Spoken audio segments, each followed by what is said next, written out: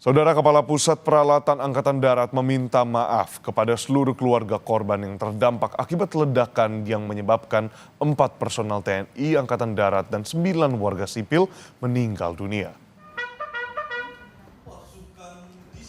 Hal ini disampaikan Kapus Palat saat datang ke rumah duka jenazah Kolonel CPL Antonius Hermawan di Bekasi, Jawa Barat sebelum jenazah diterbangkan ke Yogyakarta. Jenazah Kolonel CPL Antonius Hermawan dimakamkan secara militer di pemakaman umum setempat tak jauh dari rumah duka. Isak tangis keluarga Kolonel CPL Antonius Hermawan pun tak tertahankan setelah jenazah tiba di Sleman.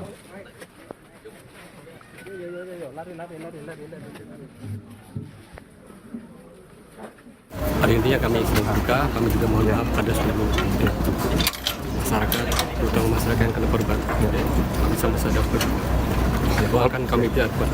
Kalau begitu terkait ini aja Pak, terkait dengan terduga. Terima kasih. Pasca ledakan amunisi tak layak pakai di Garut yang menewaskan prajurit TNI dan warga sipil, TNI Angkatan Darat akan menanggung seluruh biaya pengobatan dan pemakaman 13 korban. TNI Angkatan Darat melakukan investigasi terkait ledakan pemusnahan amunisi di Garut yang menewaskan 13 orang terdiri dari 4 prajurit TNI dan 9 warga sipil.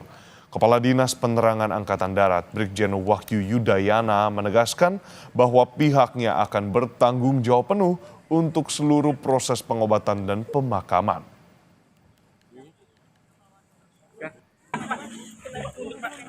TNI Angkatan Darat bertanggung jawab secara penuh untuk membantu semua proses penanganan dan pemakaman para korban, baik yang berasal dari jajaran TNI Angkatan Darat maupun yang berasal dari masyarakat sekitar, di mana untuk warga masyarakat sekitar yang menjadi korban,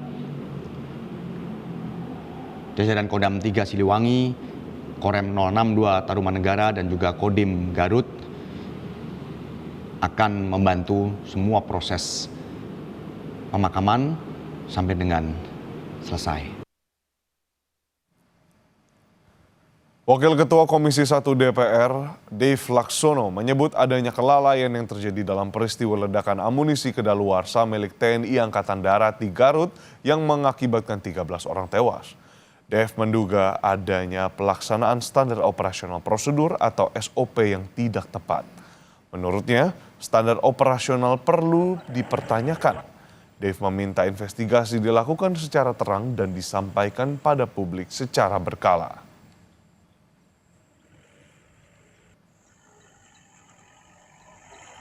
Ini telah menewaskan 13 orang, 4 personel TNI dan 9 warga sipil.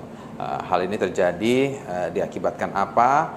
Tentu pasti ada sebuah kelalaian dan juga prosedur yang tidak tepat sehingga terjadi ledakan yang menewaskan para orang di seputaran tersebut. Nah, ini yang menjadi perhatian kita, mengapa ada warga sipil di dalam perimeter dekat, padahal sedang ada live ammunition yang sedang dihancurkan. Nah, SOP ini yang menjadi pertanyaan.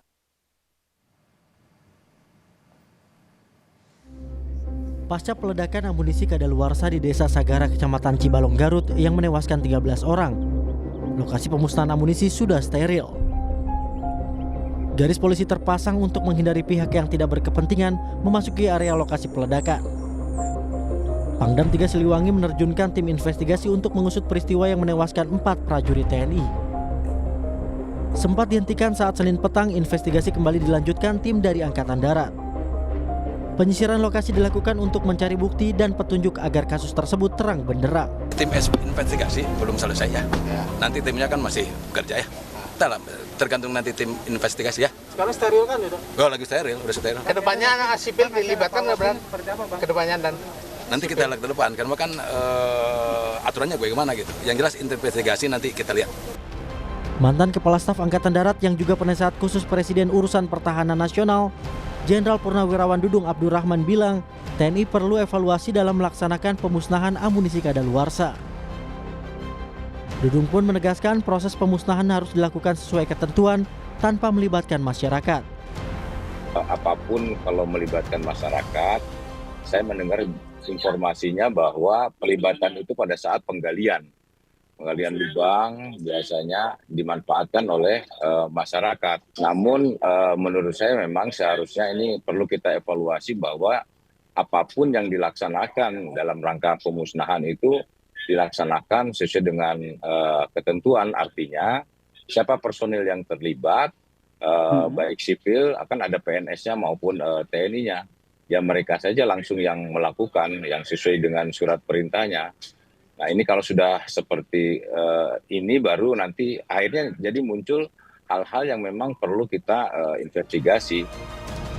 Peledakan amunisi kadaluarsa di Garut Selatan mengakibatkan 13 orang tewas. 4 diantaranya prajurit TNI dan 9 dari warga sipil. Tim Liputan Kompas TV.